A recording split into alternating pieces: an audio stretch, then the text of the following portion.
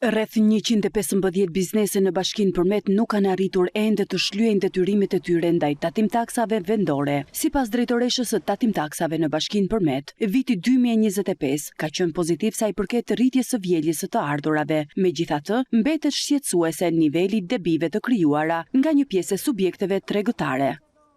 Është realizuar plani vjetor për periudhën, por pavarësisht se kemi arritur në planin e përgjithshëm, kemi edhe mos realizim edhe të vogël të disa zërave të cilat ishin planifikuar gjatë vitit 2025, gjë që kanë shkaktuar edhe një debi të mbledhjes së të ardhurave për vitin 2025, kryesisht nga bizneset. Jemi në 103% realizim në total.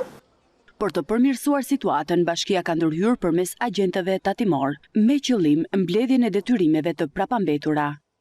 Kemi filluar vjeljen e të ardhurave me agentin tatimor ujësjellës dhe gjithë këta debitor janë dërguar në faturën e vitit 2025 të ujësjellësi.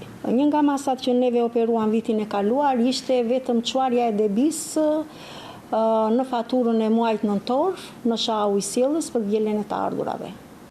Në territorin e Bashkisë Përmet ushtrojnë aktivitetin e tyre 540 biznese, të mëdha, të mesme dhe të vogla.